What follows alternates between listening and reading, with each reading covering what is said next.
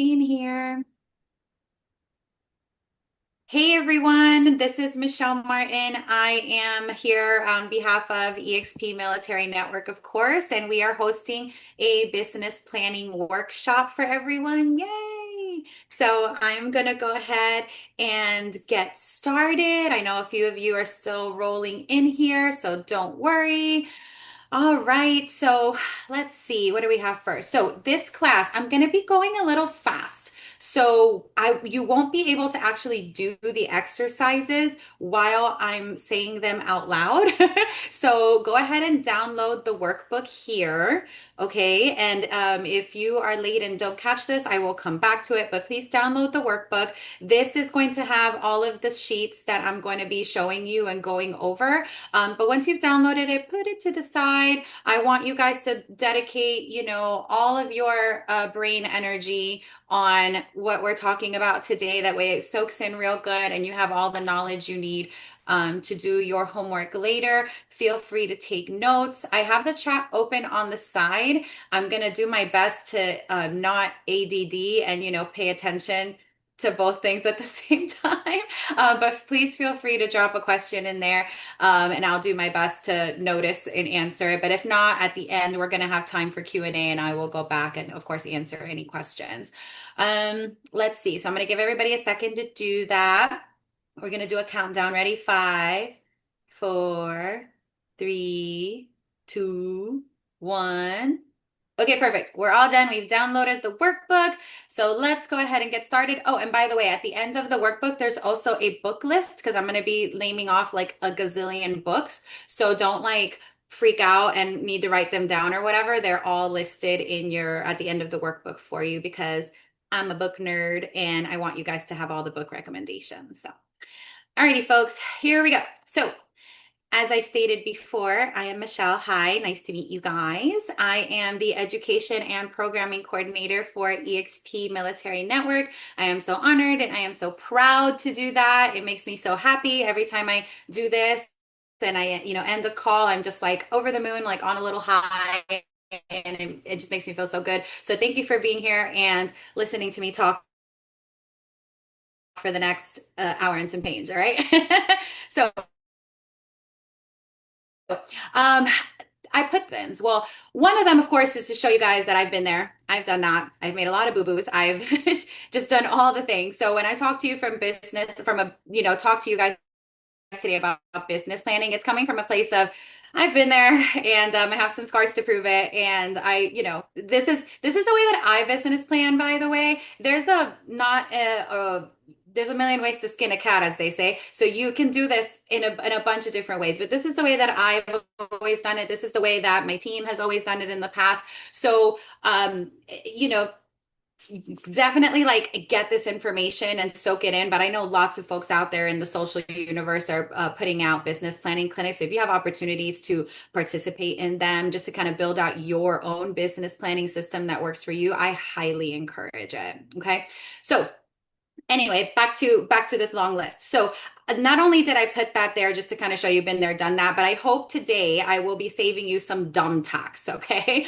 Just to save you all the trouble of all the things that I've gone to and just like, let's skip all that, okay? So that's my goal. And then the second reason I put that on there is really to demonstrate something for you guys. So of course I'm super proud of everything that I've accomplished, right? But I can tell you with certainty that I'm not always proud of how I got there. I'm not always proud of, you know, the sacrifices that I made in order to get there, right? And I'll talk to you guys a little bit more about that. And for a long time, whenever, whenever I defined myself, I was defined by these things, right? Like this is who I am, right? And I quickly realized, well, not quickly. It took me a long time and a lot of, things happening to me that to realize that ain't it. That's not the way to live life, y'all. Okay. So, and then the most prominent thing that happened is in 2018, my dad passed away after a 10-year battle with cancer.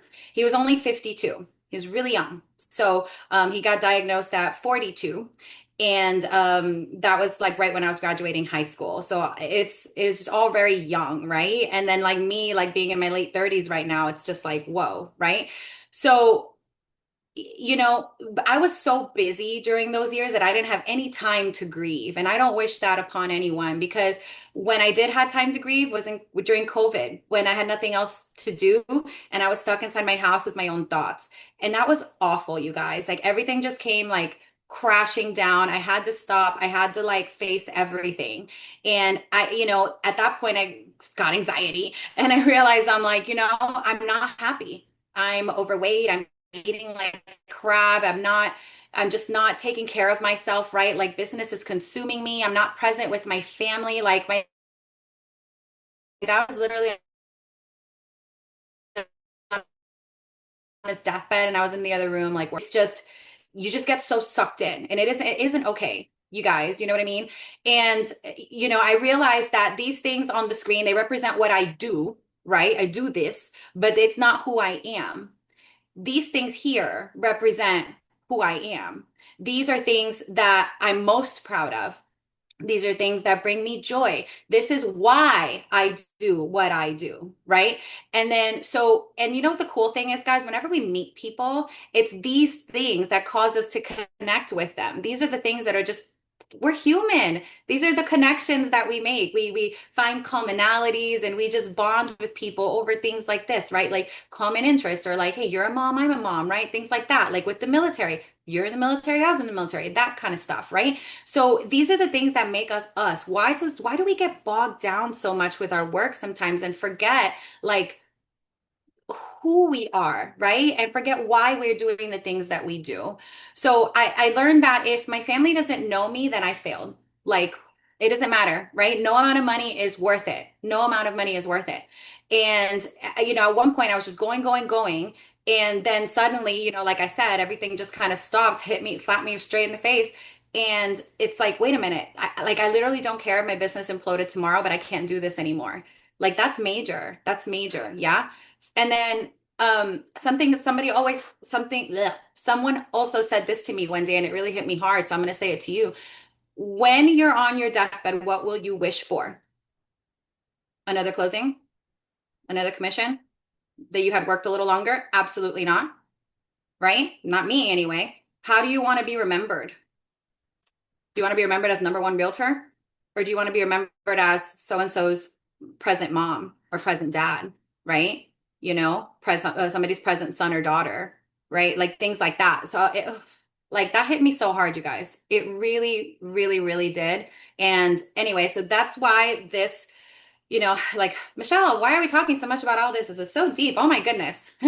Yes, it is super deep because I feel like the essence of business planning has a lot to do with your mindset and your goals and your why, right? And we're going to talk about the why in a minute, but to me, that is the essence. And that's why pretty much a little more than half of this is going to revolve around that, right? It's about just getting right with your mindset, getting right with your goals and doing that stuff properly. That way we can then turn that into, your numbers, your plan, your calendar, so on and so forth. So I want to start getting a little interactive here, guys. So I hope you guys have your little chat fingers ready. I want you guys to define this word for me. Tell me what it is. Describe it. Put it in a sentence, if you will. Tell me in the chat. What is it? Let's talk. I'm going to take a water break in the meantime because I'm talking a lot today. All right, let's see that chat. Don't all everybody get in there at once. Let's see who's going to do it. Who's going to be the first one? There we go. Time is the freedom to be able to dedicate to my family and all of my children's activities. Okay, I like it. I agree. Something we're not able to control. True. Time is something we're not able to control. All right. What else? Let me get a third. Let me get a third. Time means to me accountability for work, family, and personal. Okay. Okay. All right. It's crazy because those are all true, but can we say these are actually definitions of time, right? So maybe, maybe not, right? It's one of those questions that it's like, can I can I quantify this when someone's asking me? And it's hard. Like I had learned this from another coach at a workshop, and I was like, this is profound because I was sitting there in the audience thinking, huh, I don't know. And everybody said all these things, they said time is money and time is precious and things like that. And I was like, yeah, it's true, but that we're like we're not defining it, if you will, yeah. So I want you to take whatever it is that came through your mind or whatever you typed in the chat, and I want you to change the word time and change it to life. Okay, it feels a little different now. So how do we ask yourself, how do we define life? Okay, I'll tell you how I define it. It's how I want to spend my days. It's what I give my energy to. It's who I share it with. Yeah.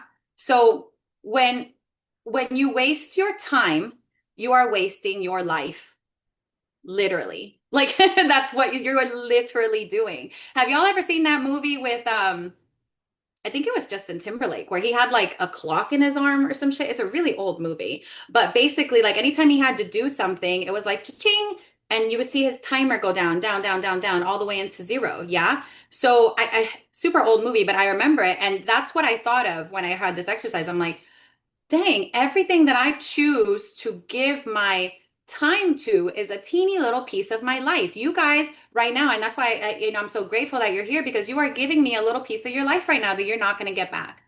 Okay? And I want you guys when we're talking about goals and planning and schedules and whatever for the next hour and some change, I want you guys to think about like this is your life that we are planning out, right? Not your business. It's your literal actual life.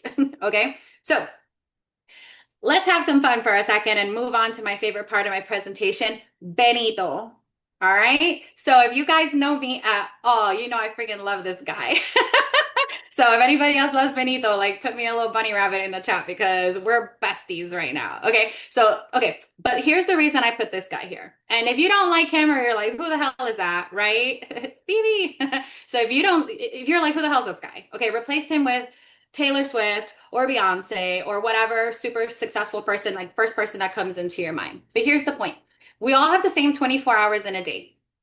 We're not like this dude right here is not special at all, right? We all have the same amount of time. So why does it seem like, just look around to anybody, right? Like, why does it seem like some people just get so much more accomplished in any given day than others? Like, dang, how does so and so, like with a bazillion kids, just get all this done? Like, she must be super mom. Yeah. Like, no, they're not super mom. Okay. So, the reason this happens is because high achievers or people who are just seemingly able to do so much with their time is because they like live their hours. They treat each minute like a piece of their life, like we're talking about. Okay. They are really intentional about how they spend their minutes, aka their life. All right. Very, very intentional about it. And another thing I want to point out, okay, I don't want us to start all of a sudden feeling like, ugh, but this dude's mega rich. That's why he's able to do so much. Because he's got like a gazillion people working for him. But guess what? He wasn't always like that. Okay. And every successful person you see out there was not always like that. Okay. It's just by the time you noticed, and we'll talk about that in the next slide too. By the time you notice, that's what you see. Right. So whenever you look at, let's apply this to real estate, whenever you look at another agent and think, dang, they're out here selling hundreds of homes, like, that's so cool. How do they have time for all that? Whatever. They didn't just wake up one day and start doing that, guys. They built the business. We don't have a job here. We have a business. They built it. They were intentional about their time. They worked on it like over time. They eventually developed systems and processes, which turned into leverage, which turned into buying themselves more time to do whatever it is the hell they feel like doing. Yeah, going on vacation all the time or whatever. You know what I mean? And that's the goal with business planning. Every year we are working towards something. We're working towards that dream life, right? For this guy here, this is his dream life, I'm sure, to be mega famous and do what he's doing for a living because he loves it. Yeah. So we're going to learn to discover what that means. What is that for you? I don't know. You know, though, right? We just got to find it. Got to find it, y'all. Okay. Like I was talking about, It doesn't just happen overnight, guys. I'm sure you guys have seen this picture all over social media at some point, okay? The iceberg illusion. Whenever we see somebody that's successful, what we're doing is we're comparing their outsides to our insides. And that's not okay. Yeah. Because all we see is what's above the water here. Look at that. They're amazing. They did so good. But we don't see everything that they went through to get there. And sometimes we just feel like we're the exception to this, that we can just snap our fingers and be amazing right now, like right this nanosecond without putting in that same amount of work. And it isn't true. We will be need to be persistent. We will fail. We will also succeed. We're going to make sacrifices. We're going to create good habits. We're going to break bad habits. We're going to work really hard. We're going to be dedicated. And guess what, guys? Along the way, like it's ups and downs. There's going to be disappointment. Okay. We need, you got to understand, like, oh my gosh, what is that? What is that quote? It just came to me. The one, comparison is the thief of joy. Okay. So whenever we're out here planning and just kind of going about our real estate lives, do not, compare yourself to other people, especially just their outsides. Like, oh, just that little tippity top thing of the iceberg success. No way. No way. There was a struggle there somewhere. There was effort, there was work, there was discipline, there was a lot of stuff going on there. Yeah. So, if you're feeling like you're getting stuck in some way, just know that that's part of the process. It's part of the process. Everybody who is ultimately successful at the end of the day went through something. They've gone through it. And you can Google anybody, any famous actor, musician, whatever. Before you found out who they were in the game for a long time working on it. They were practicing a lot, oftentimes since they were kids. It's a big deal. So you're no different. We are no different in the real estate business. Okie dokies.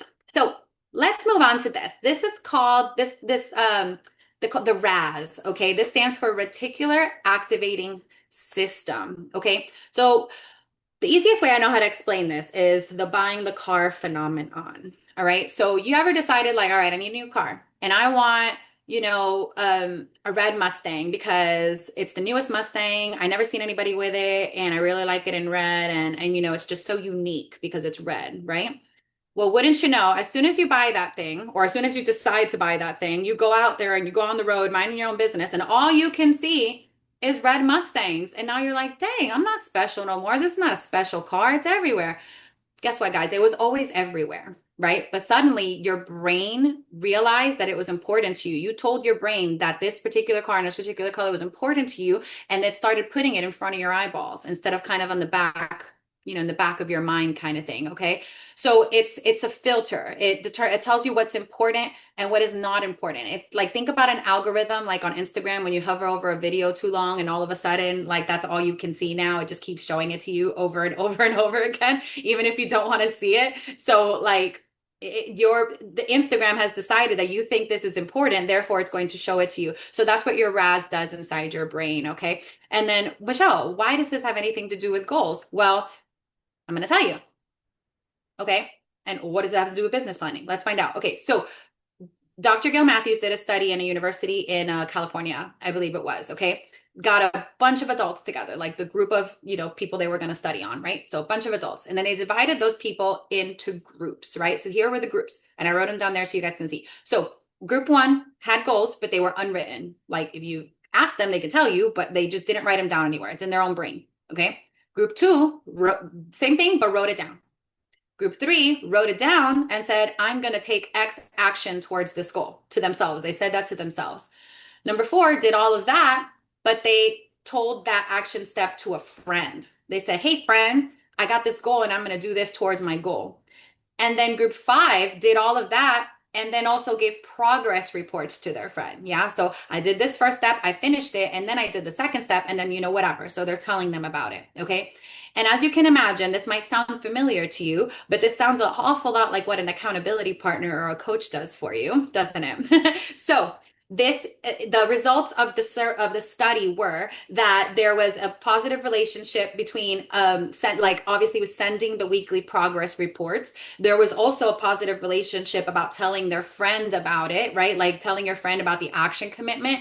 And then there was even a positive so a result versus like between the unwritten and written goal. So what does that tell you? The further, like the more you can get into group five here, the more success you will have, right? But we know that group one had the least success because they had a goal but are doing nothing about it. And that's why we're here on business planning today, because we're going to figure out what our goals are, why they're important to us. We're going to put them somewhere, we're going to track them and turn them into a plan, right? Because otherwise, like a goal, what is it? A goal without a plan is just a wish. It's like, oh, I'd like to do that someday. But are we going to take action and actually get it done? You know, that's what I want. That's what I want you guys to do. Get it done. Action, action. Okay. So let me take a water break. I've been talking a lot today. All right. Everybody good so far? Give me a thumbs up. Give me a heck yeah. Everybody good? Any questions? All right. If not, I'm gonna keep going. Okay. So awesome. Thank you guys. Hell yeah. All right. So we've been talking about goals, okay? This is the best way I know how to explain this concept to you guys. So, how many times, especially now at the beginning of the year, do we say, I want to lose some weight or I want to get healthy or whatever, right? We all like to do it. It's fine. We all say it at the beginning of the year, okay? But that's not a smart goal. Oh, my goal is, or my New Year's resolution is to start going to the gym. Like that's not good enough, guys. We're never gonna write goals like that again. Never, ever after right this minute. Okay. So what we need to do is think of the acronym SMART. Our goals have to be SMART. So what does this mean? So that same example, specific. Is what I just said specific? No, it is not. It is not very specific at all. I want to go to the gym now. Okay, cool. Like, right? So, okay, how do we make this more specific? I want to go to this gym on this day, starting on whatever, right? So now there's a ways you can make this specific. Now, the other thing we got to do is make it measurable. How do I know when I have succeeded in this goal? Okay, when I've walked into the correct place, what am I doing when I get to this place? What is the purpose of this? Is it to lose weight? Like, how much weight am I trying to lose? Because if I say I just want to lose weight, is that specific, is that measurable? I mean, not really. Like, how much weight am I trying to lose? You know? And then we get into attainable. Can I do this? Well, sure, I can get there and do something and probably lose weight. I can do it. But here's the difference. If me, Michelle, says, I want to lose 10 pounds, can Michelle do that? Yes. If Michelle says, I want to lose 150 pounds, Michelle would disappear. Michelle cannot do that. Okay. So that's not attainable. Okay. It's measurable though, and it's pretty specific, but it wasn't attainable. The 150 pounds part. Okay. So now we're talking about, is this relevant? So say, I'm just feeling some type of way about myself and I just want to get healthy, right? Is losing the weight and going to the gym or whatever, or say I have high cholesterol and I need to lose weight, right? Like, is that relevant to, is what I'm trying to do relevant? Yes, in that case, it is. Okay. So we got to make sure whatever we're trying to do makes sense. Let's make it make sense, folks. And then time based. So it's not enough for me to say, I want to lose 10 pounds and I want to hit the gym. Okay. When? By how long? Like how long is my timeline to lose these 10 pounds? Because there's a big difference between I want to lose 10 pounds tomorrow and I want to lose 10 pounds in 3 months, or I want to lose 10 pounds in 1 year, right? Only one of those makes some kind of sense, right? So all the goals going forward need to be smart, smart. Okay. Remember this. Remember. All right. So let's start talking about actually getting these goals out of our head and onto something else. Okay. So in your workbook, you're gonna have a bunch of these worksheets. Okay. So the worksheets. This one is called goal setting to the now. There's a few purposes for this one, but mostly I just want you to get all your awesome ideas out of your brain. Okay.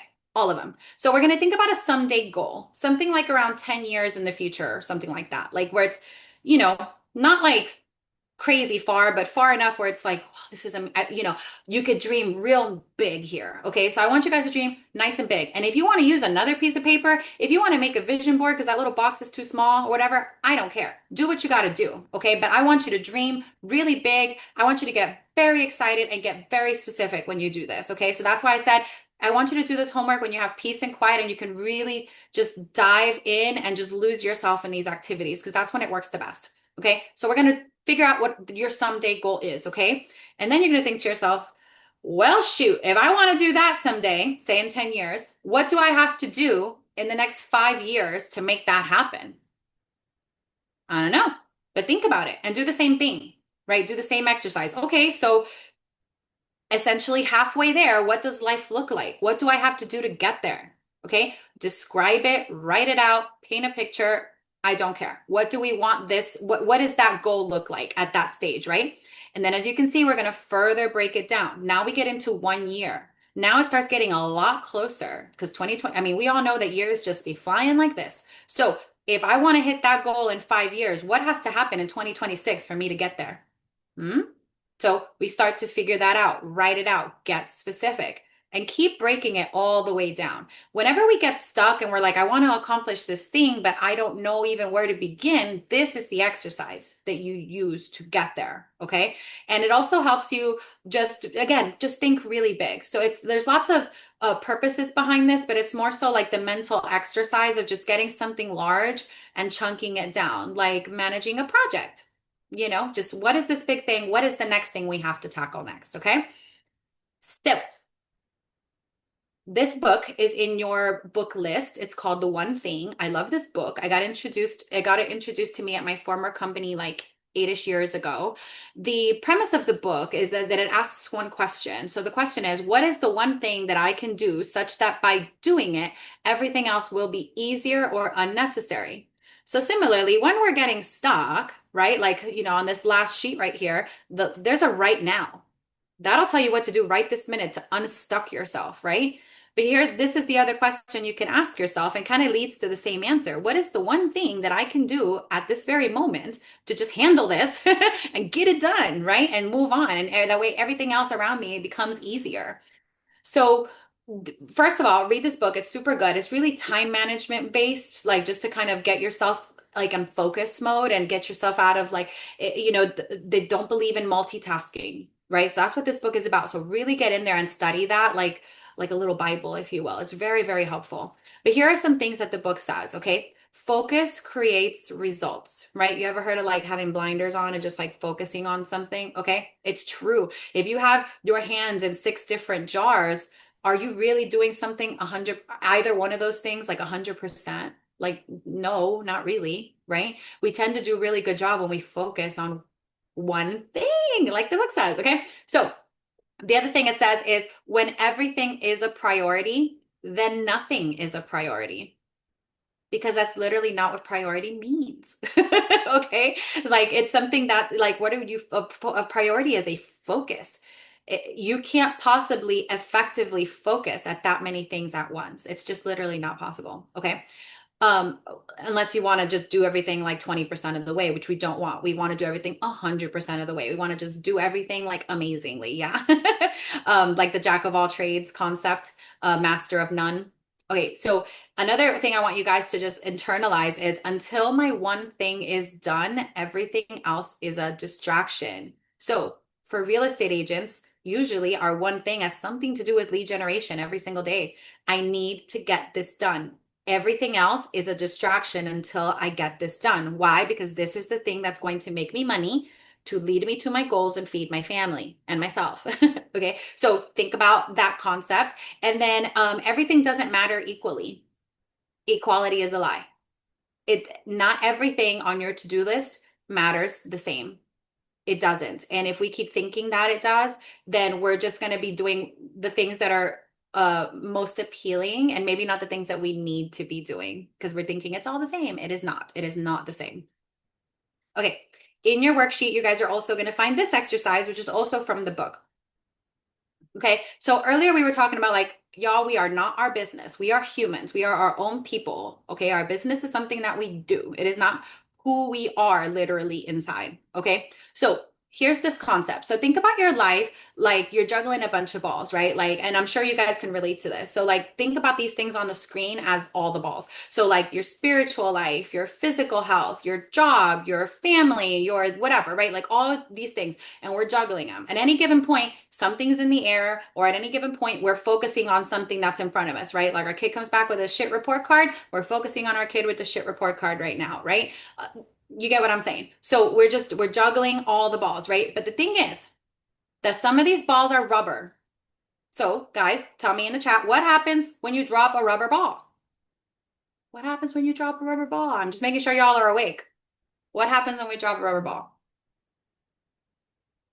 It bounces. Yes, correctamundo. So, say the ball that you're juggling, you drop it, it's rubber, it bounces back, nothing happened. We're all good. We just keep juggling, yeah? But some balls are glass. Some balls in life are glass. And what happens when we drop a glass ball? We all know it shatters. Correct. It shatters. So, and is it easy to put a glass ball back together? No. Okay. So there are some things in here that you're probably looking at thinking, that's a glass ball. To me, it's my physical health. And I think for a lot of us, it'll probably be too, right? So if my physical health, if I drop that ball, it's going to be really hard to come back from that. Okay. So this is the purpose of this exercise. Okay. I want you guys to take all of these facets of your business. Okay. And I want you to rate yourself as you are today. Okay. On a scale of 1 to 10, be honest with yourself. Explain in detail why you rated yourself that way. This is a between you and you thing. Okay. You don't got to show this to nobody. Okay. It's just between you. Be honest because you owe it to yourself to be honest. If you're not honest, then why don't even do this? Be honest, okay? And then think to yourself for each of these areas, one at a time, what would make this area of your life a 10? What has to happen? What has to change? Describe it. Be honest, okay? Ask yourself that one thing question. So what is the one thing in this little facet of my life regarding this little ball, self that, okay? And then once you've done it for all of them, take a look at it all and say, prioritize. What is the one thing that I need to do such that by doing it, everything else would be easier or unnecessary? And prioritize. Okay, well, I need to work on my physical health first. It's the most important thing because as soon as I do that, everything else in my life is going to be easy. That's just an example, right? But you're going to find out what that is when you do it, when you do the exercise. So do the exercise and get in touch with the rest of you, not just the business you, because if something else is going on outside of business you, then business you is going to struggle. I'm sure we've all had something going on that's completely distracted us from work. Imagine this at a very high level. Imagine something that's just not been fixed for a very long time. Okay. We need to address it. We need to be awareness. Okay. So if you ask me what's the most important thing today that you need to take home, it's habit building.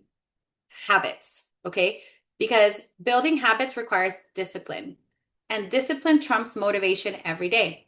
Okay. So they say it takes 66 days to form a new habit. Here you have a little tracker with 66 boxes.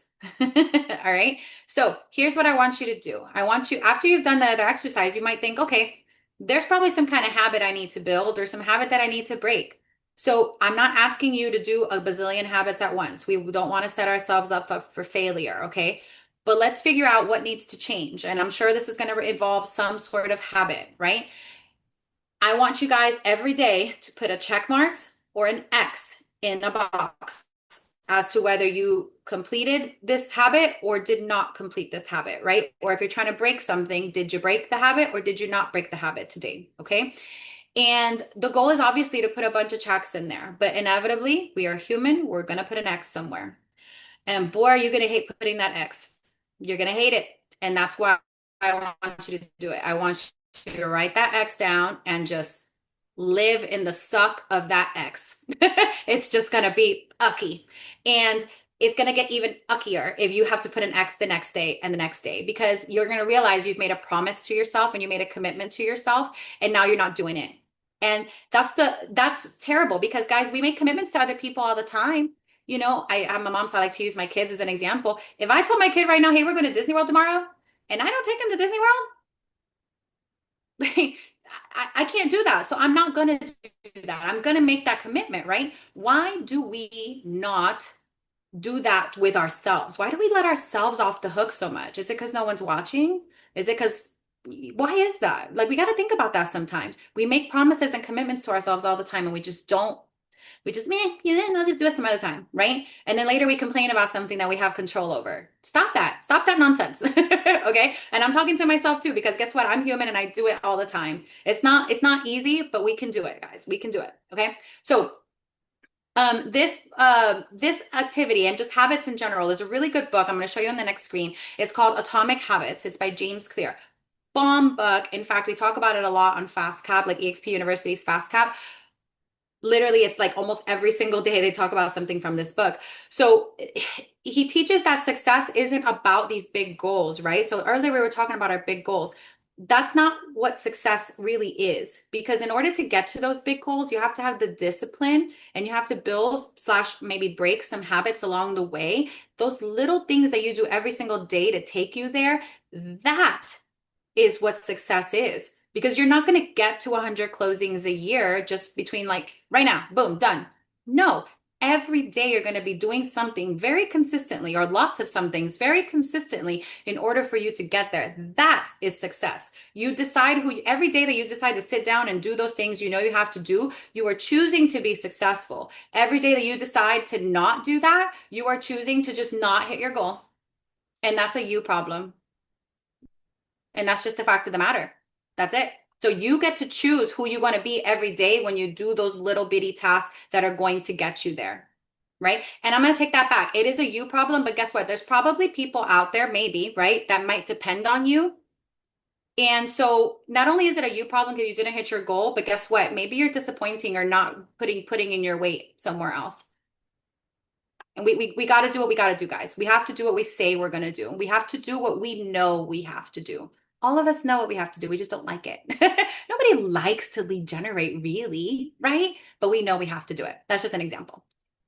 Okay, so how do we change our behavior, right? We're stuck in a rut, we have a bad habit, or we want to create a new habit for whatever reason, right? How do we do this? One, that book is fantastic, okay? But there's 4 laws of behavior change. It's very simple. Once I tell you, you're gonna be like, well, duh, right? So first thing is we gotta make it obvious.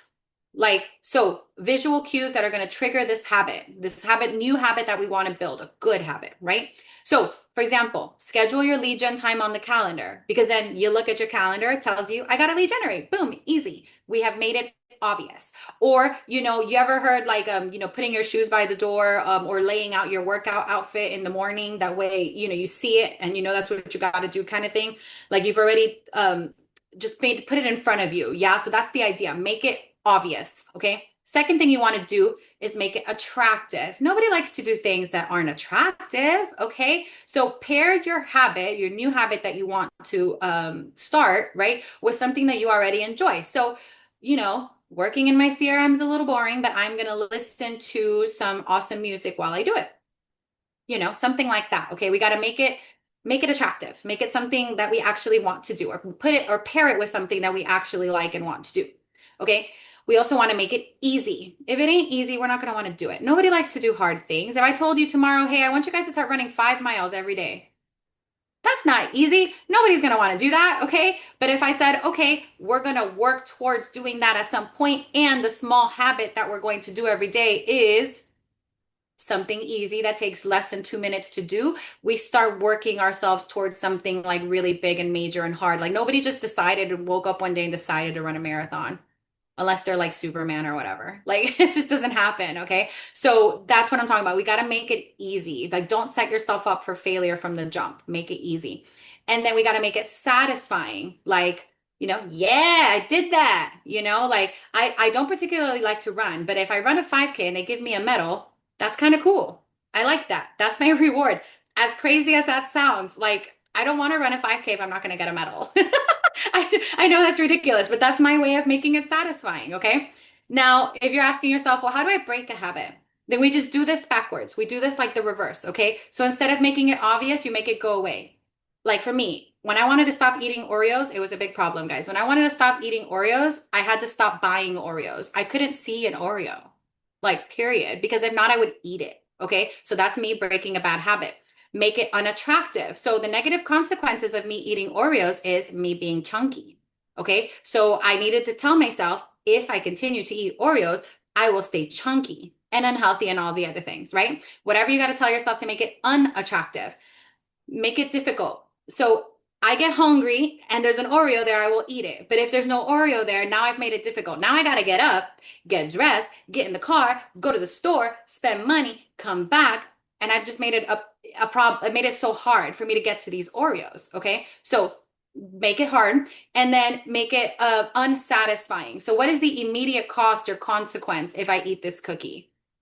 I don't know, but you know, maybe it's just disappointing myself because I told myself that I wouldn't, right? But we got to make it unsatisfying. Like, don't reward yourself for it. Think about like training a dog. Like, don't reward your, or like your kids, right? Like, don't reward them for something bad, right? Like, you need to make it unsatisfying for yourself. Okay. That's the reverse.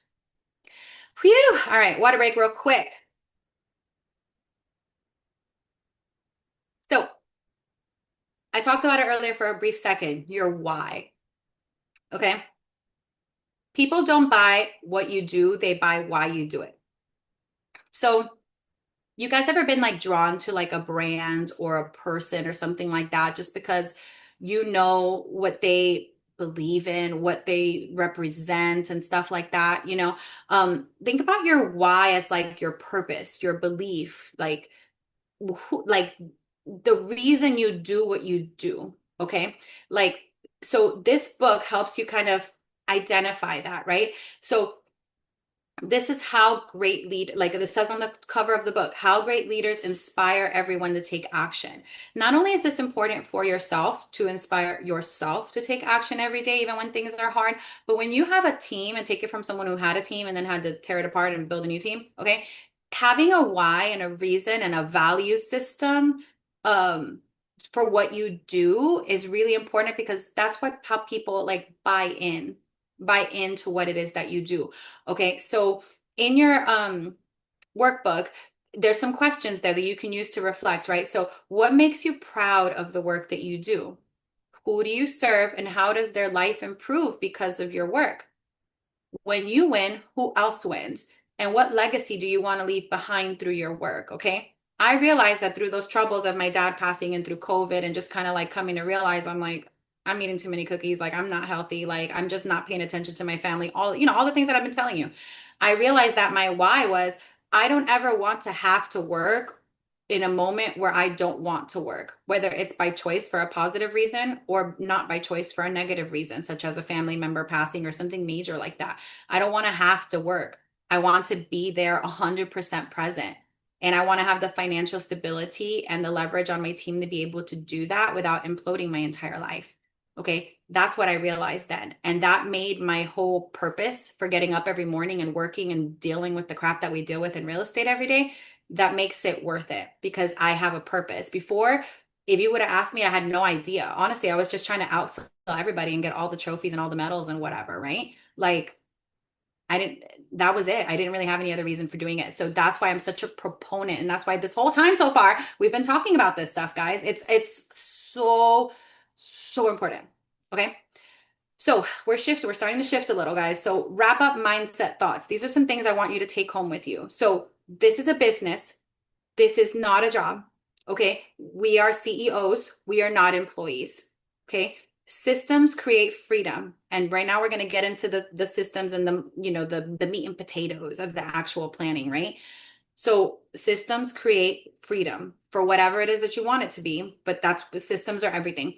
Take responsibility for your results. If something goes wrong in your business or a system doesn't work, a team member does XYZ in the incorrect way, whatever, guess whose fault it is?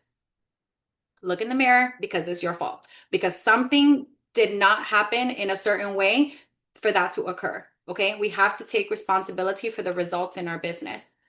Also, profit first. Profit. We run a business. We're not doing something for, shits and giggles. We're just not. Okay. So we are doing this for profit. If we're going to put in money into a lead generation source, knowing that it's only going to break even, is this worth it? Probably not, y'all. Probably not. Profit. Okay. And then we need to not only work in the business, but we need to work on our business. So what do I mean? Working in it, like I'm making calls, I'm doing closings. Working on it, it's these systems, creating the business. Because if not, you're just waking up in the morning and going to a job. That's not what we want. Okay. We want to have a business because that's what it needs to be considered. It needs to be a business. All right. So as we move into financials and stuff, this is one thing I want you guys to kind of wrap your heads around in a basic manner. So funding our lives, our business funds our life, period. Right. So we need the money from our business to be able to do our personal things and pay our bills and take care of our families, right? Most of the time. So I want you guys to sit back, and if you have like a budgeting system or whatever, then perfect, right? But if you don't, the first thing we got to figure out is what does your life look like today, and what does it cost to run it the way that it is right now? We need to figure this out either in a very general level or ideally in a very like budgety micro level. Like I spend this much money on this, I spend this much money on that.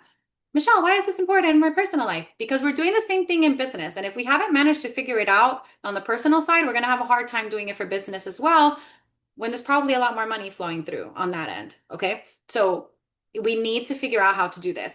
And then for funsies, I want you to remember that big someday goal and think to yourself, okay, remember what that life looks like? What does it cost to run that life? And there's usually going to be some kind of big difference, right? It's a really, really big financial difference. But that puts it in perspective of the amount of money that you need to make to live that life that you said you wanted to live someday.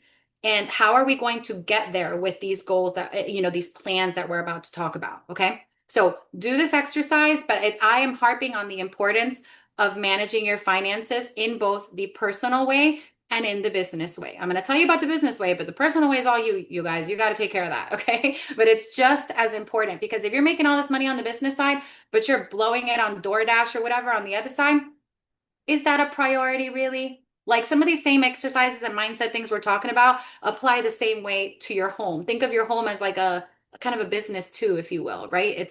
There's priorities here. Your family has priorities. Your team at home has priorities. Same thing. Okay.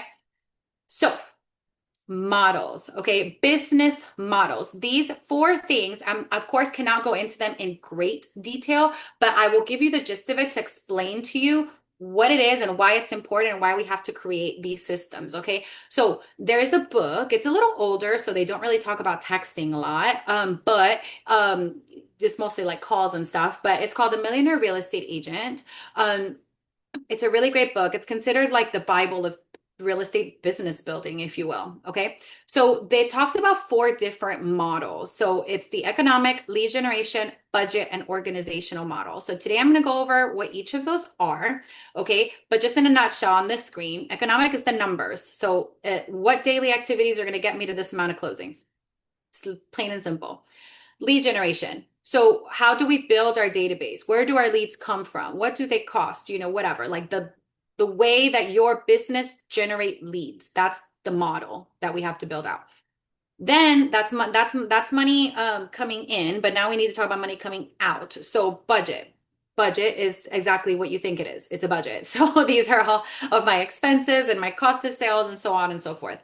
And then organization is your organization. So are you, team of one, myself, like am I team of one Michelle, right? Or do I have a TC and do I have an admin and do I have a buyer's agent and whatever? Or maybe I have none of that right now, but what do I want to have, right? So that's that part of the model. And, identifying what you have right now and recognizing what you need in order to achieve the goals that you're setting, right? So if you're saying, if you're a team of one and you want to close 150 deals, we need some people in your organization, I'm sure, because that's a lot of deals to close. So what does that look like exactly? What do you want it to look like? That's organizational model.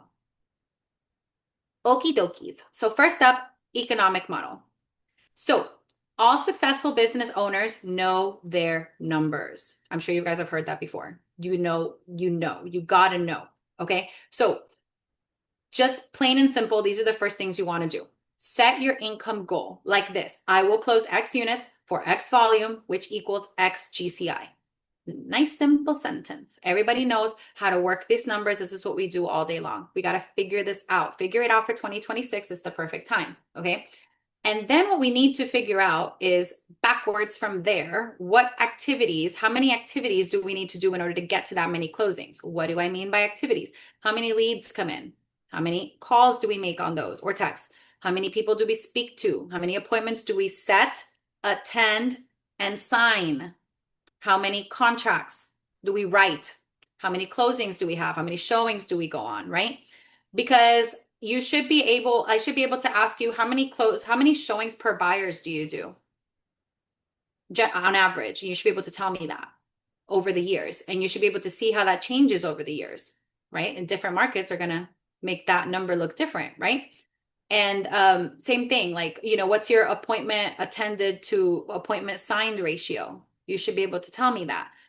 For example, I'm not saying this is good or anything. I attend two appointments and I sign at least one of them.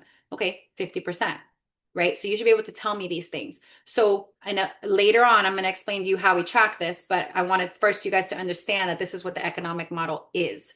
Okay, when you get all the way up to a high level, you'll be able to divide this up between sellers and buyers, right? Because this is assuming you have 50, like the same amount of sellers as you do buyers, but we know sometimes we lean more one way than the other, or we want to start leaning one way or more than the other, right? I leaned more towards buyers and I told myself eventually I want to lean more towards listings. So my goals shifted. My lead generation methods, like I'm going to talk about in the next model, shifted because that's the goal that I wanted.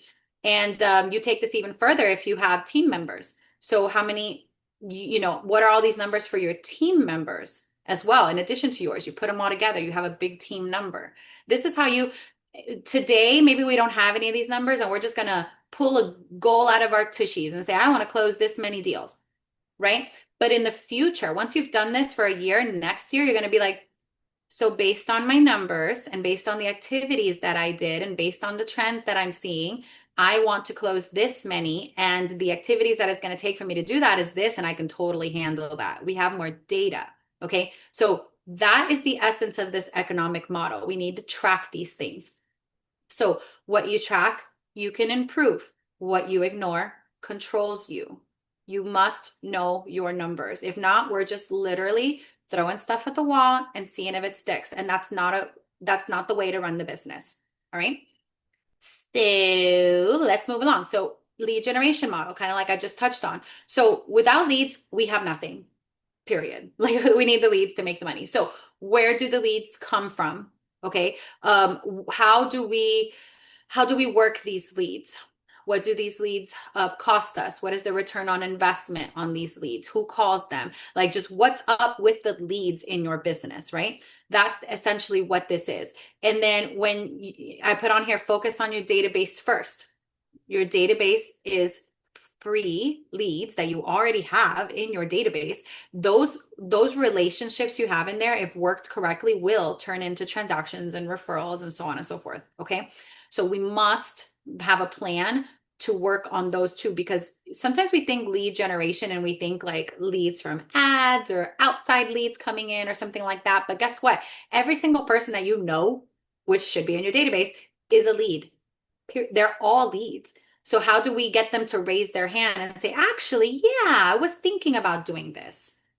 How do we get them to do that? Well, it's systems. So I work on this 2 hours a day, every day. I do it consistently. Okay. And I have automations in my CRM, whatever, right? That is the model. That is what we need to build out. How do we do this? And then another thing that they mentioned in the MREA book is this concept of leads, listings, and leverage. You can't get to listings and leverage without leads. You can't get to leverage without the first two.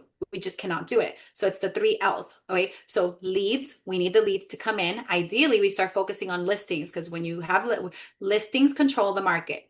We all know this. Listings are the way to go. So even if right now they're sitting a little bit longer, but guess what? If you have more listings, more chances of them to close, and you can handle more listings because they're just easier to handle than buyers are. Okay. So at the end of the day, listings are it. And then once you've got all that down pat, you've got a good flow of listings. You've got a great you've got a good flow of leads, a good listing system. Then we can decide to say, okay, leverage, right? I need a TC, I need whatever, right? But not before that. It just doesn't make sense. It doesn't make sense to do. So that's the premise of the lead generation model and how it's explained in the book. We need to systematize the way that the money comes in the business, right? The leads, the potential money comes into the business. Okay. Give me a thumbs up if this makes sense so far while I take a water break. I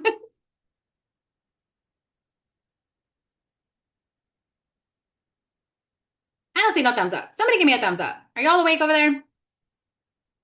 Yes. Yes. Thank you. I'm just checking. I'm just checking if you guys are awake.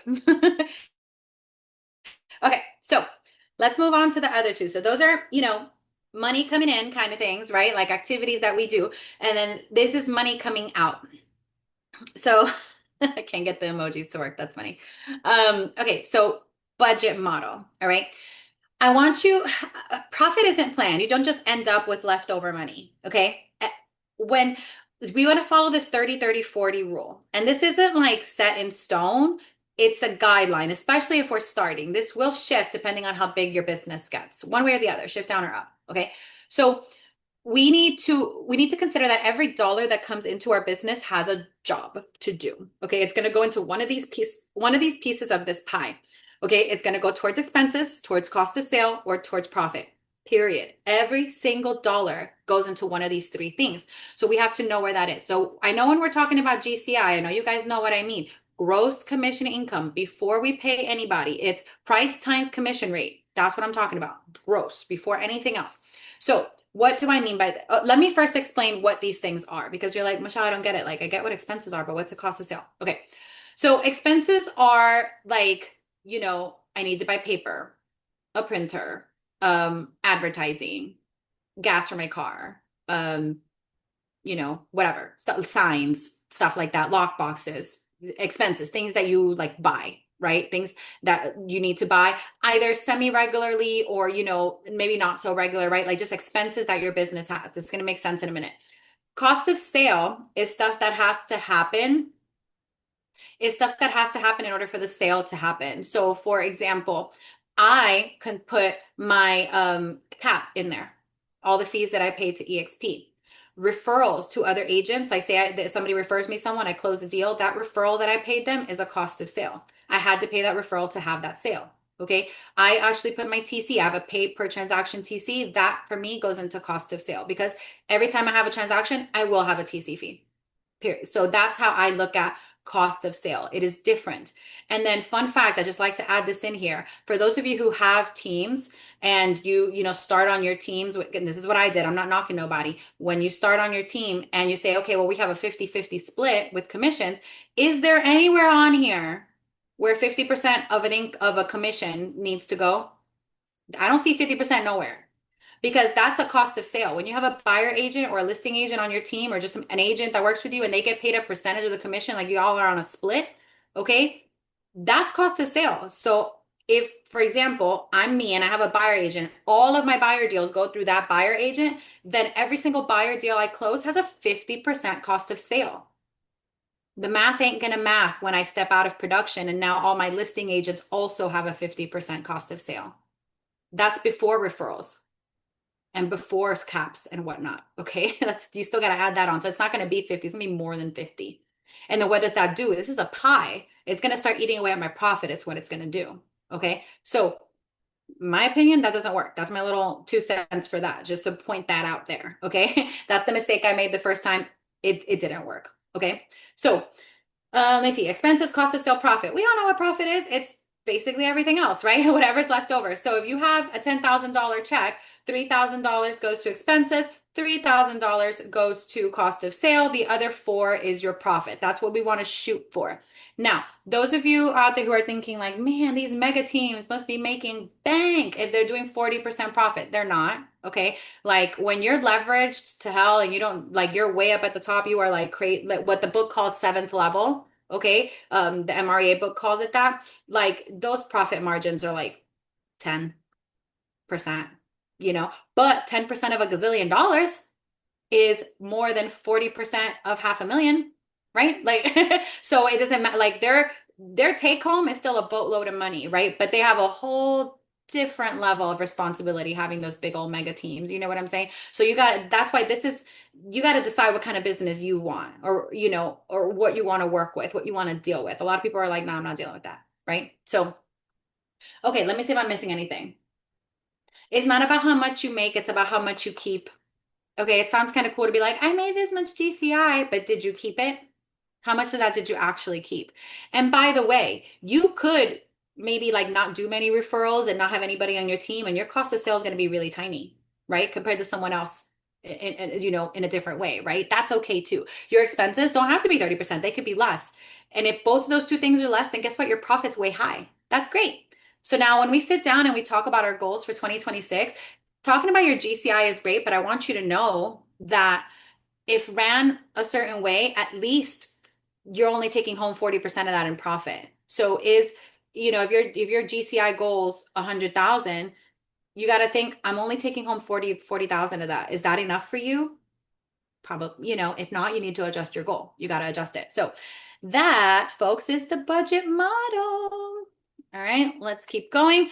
Organization model. So this is where freedom starts, right? This is where you can start to visualize like, ooh, I don't have to do this no more. Somebody else could do it for me. It's really fun. Okay. So um, most agents try to do everything themselves. It's not that ain't it, guys. We like to think we're pretty good at a lot of things, but there is someone out there who can do things a little bit better for us than we can. It's okay. It's fine. And you don't want to do everything yourself. We just don't. Remember we talked about like focusing on too many things. We're never going to do everything at 100%.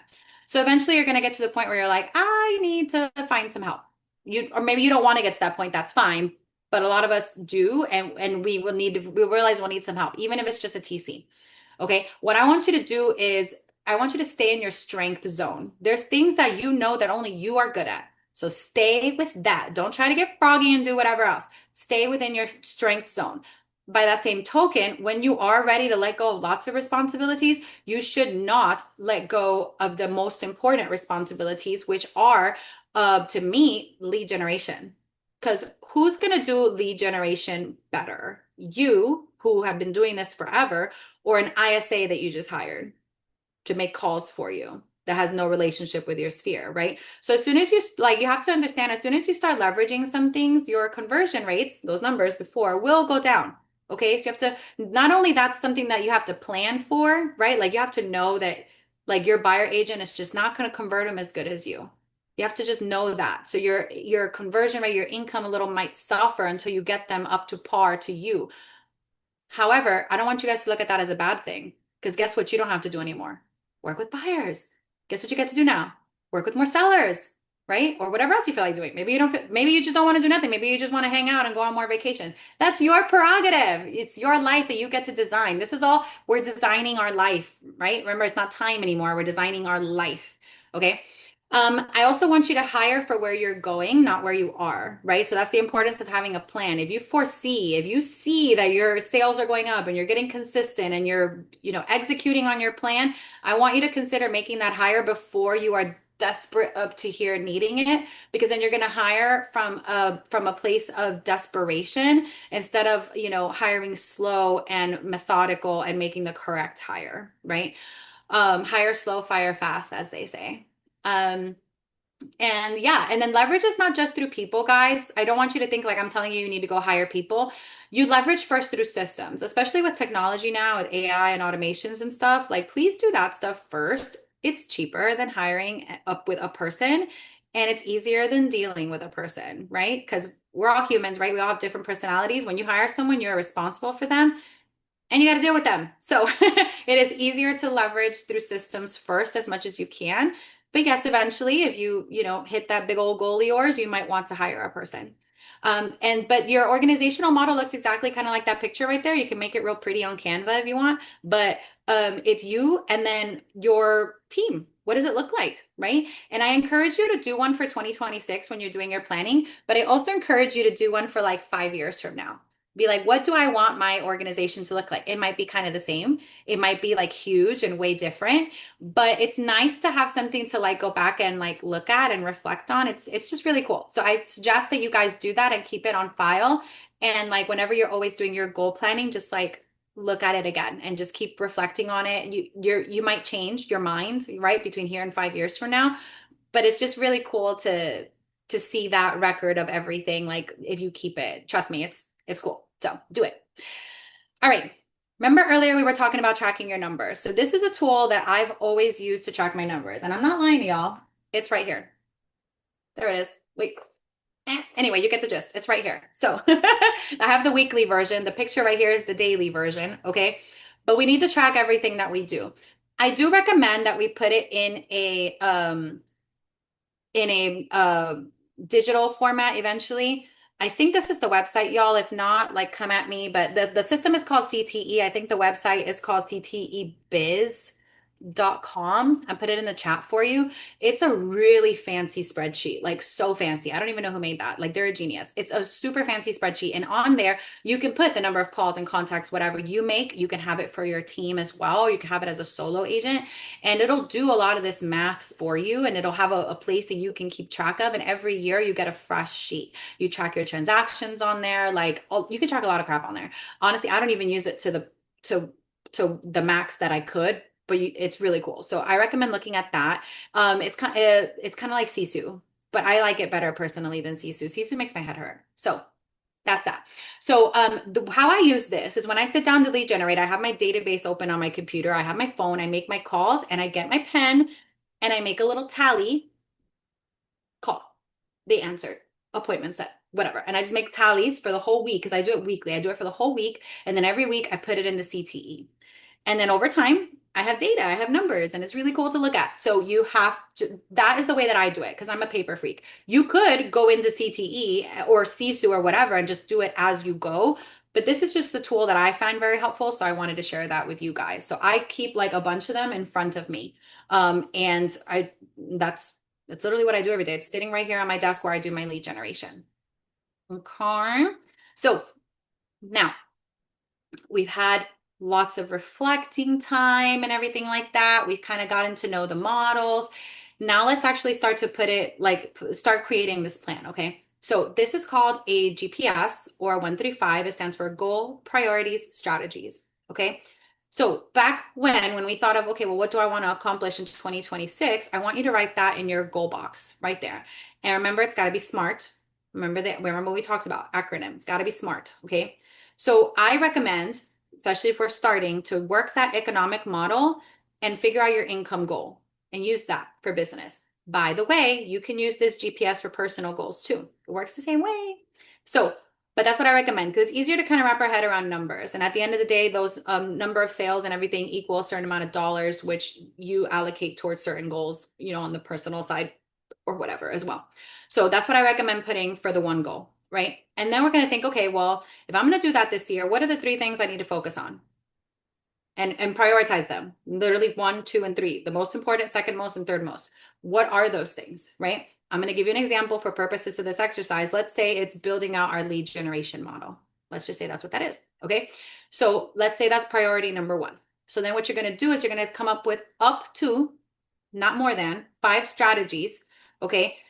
Specific controllable actions that will help you accomplish this priority. Okay. For example, say I need to build out my you want to write it like this, but say it's building out your open house system. That's the priority or the strategy we want to focus on within your lead generation model, right?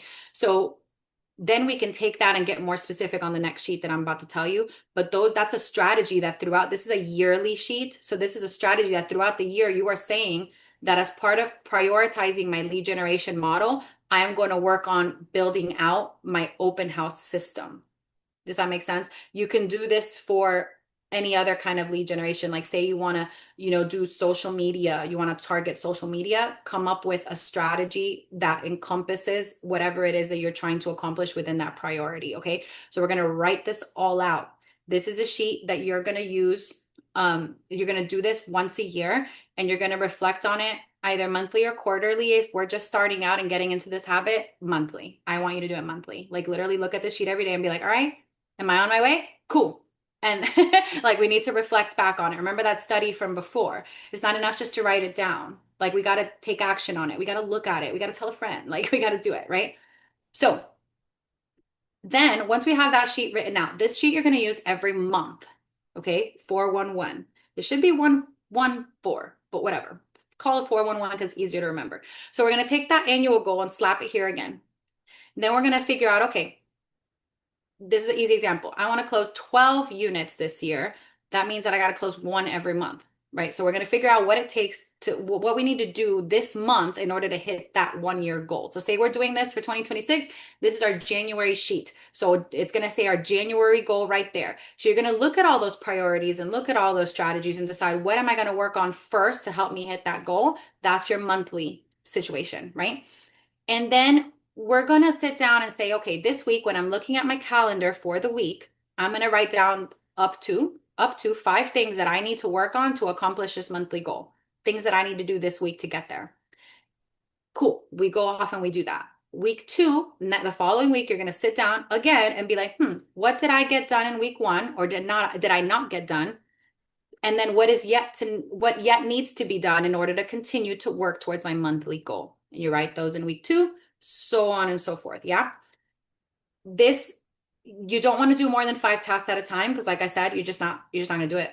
It's just too much, right? You're not going to make the world's longest list because again, if everything is a priority, then nothing is. You've just told yourself in the slide before in this exercise, what are the things you need to prioritize? You already told yourself this. You planned it out.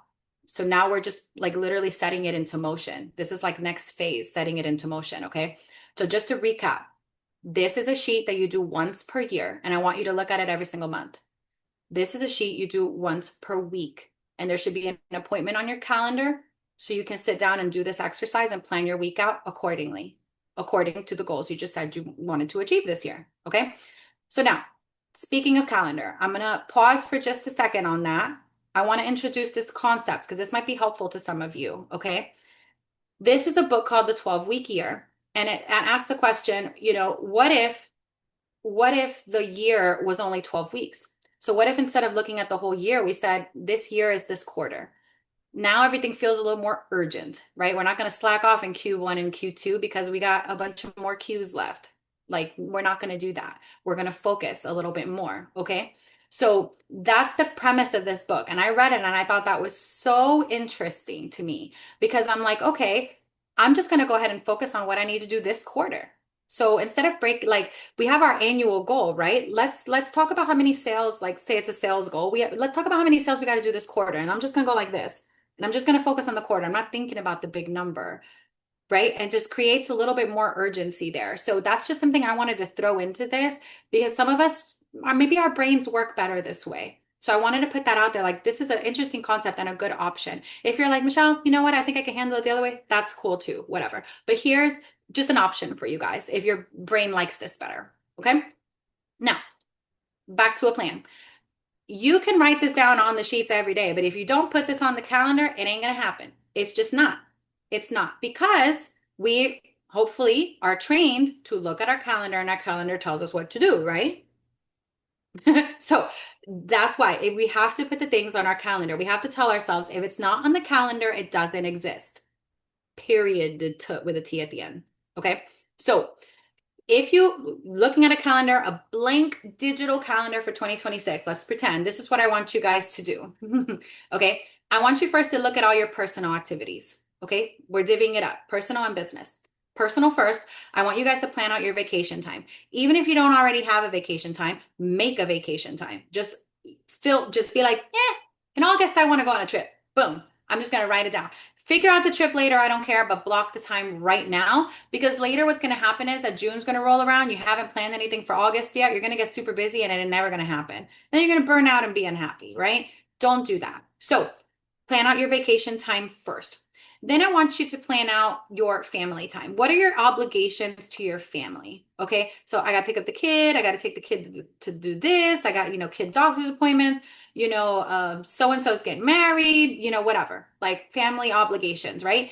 And then your personal time. So I like to go to the gym. I like to dance, right? So those are things that make me happy. I put those on my calendar. I want reading time. I want date nights, whatever. Put all of those things that make you happy on your calendar.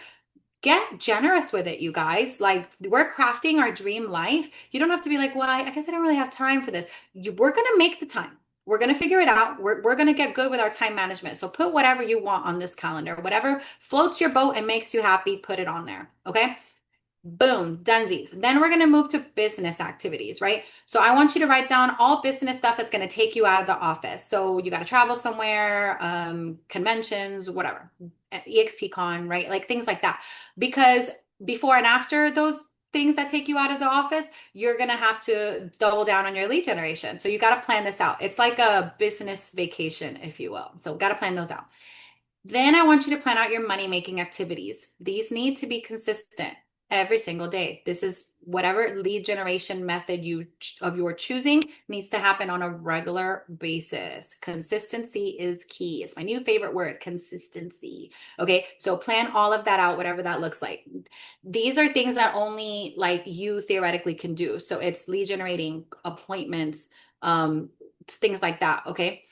Then goes everything else. You messing around on Canva and, all the other stuff that seems a little bit more exciting than lead generating. That's everything else. That's when you do all of that. It's extracurriculars, like I'm with EXP MailNet. That's an everything else for me.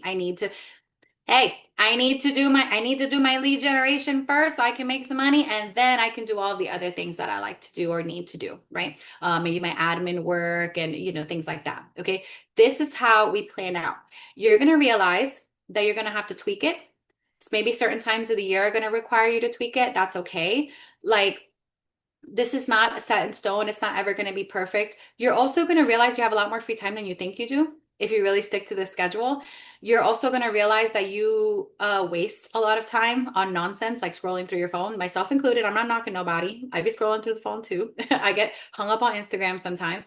It happens, but by really sticking to your calendar, you realize these things. So your calendar, like your CRM, okay, is a tool out there to help you. So if you sit here and try to remember everybody that you got to call from your CRM or remember everything that you got to do from your calendar, you're going to drive yourself crazy. It's going to come to a point where you're going to miss something. So what I want you guys to learn is that if you do these things effectively, the only thing you're going to have to remember as a person is two things, right? So in terms of your calendar, the only thing I need to remember is to put stuff in it and then to look at it.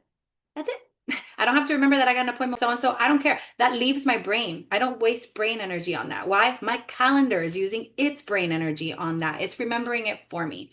Just like your CRM. I don't have to remember that I have to call Susie at this time because I put it in my CRM and then I looked at my CRM. Period. And then now the CRM, when it's time for my lead generation, I open it up and there's a list and I do what's on that list. And when I'm done, I am done. It tells you what to do. You don't have to remember. You don't have to stress. This is a method to relieve your stress. So I hope that makes sense. So just to recap, guys, okay? Because this is my last slide. So what we've done is we've gotten in touch with our insides. Okay, we've really dug nice and deep into our mindset, into goals and things we want to accomplish, and we've gotten real deep. Okay, and then we've turned these into like written goals, turn those goals into a plan like, okay, well, this week I'm going to handle this. And then we've decided, okay, these things are going to go into my calendar so I can actually execute them because it's cool to say I'm going to do that or whatever, but we got to actually execute. So it's taken a little bit, but we've gone through the whole motion already, the whole entire motion. And as you notice, I think spent the last half an hour or so on the actual meat and potatoes, right? Like the models and stuff like that. Mindset is everything, you guys. Your goals and just like really getting in touch with that is everything. This is maybe other people don't agree with me. This is my personal opinion. I have been a completely different human, a completely different agent, a different business owner since I came to terms with how important that stuff actually is. And those of you who aspire to or have teams currently, that right there, those values and just the inner workings of those, your culture, right? We always hear that word. That is what gets people to come to you and stick with you long term, like in terms of agents and employees and whatnot. Okay. It is very, very, very important. If you are not in touch with that, it's going to be hard to vocalize that and demonstrate that value to someone else, right? Because cost is a problem in the absence of value.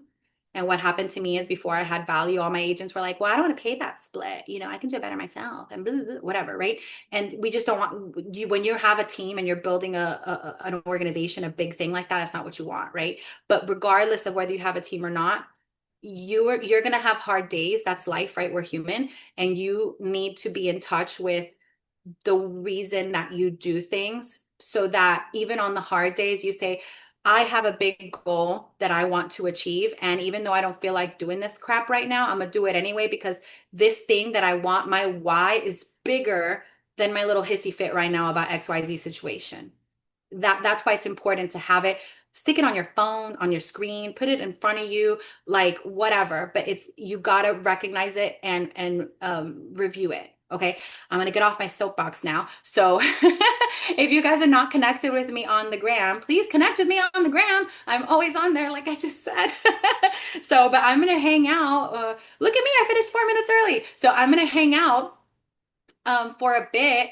And you guys are here, like just whatever questions you guys have, I'm happy to answer them. If you just want to chit chat, that's cool too. I mean, I'm here for you. So, but that's it. Dunsies. Yay. Thank you. Do you guys need, I'm gonna go back to find what's that thing called? The workbook, in case you guys didn't get it. Da, da, da, da, da, da, da. I'm gonna go all the way back. I probably should put it at the end too. See, I just learned something new. Saves me a couple seconds of scrolling all the way back.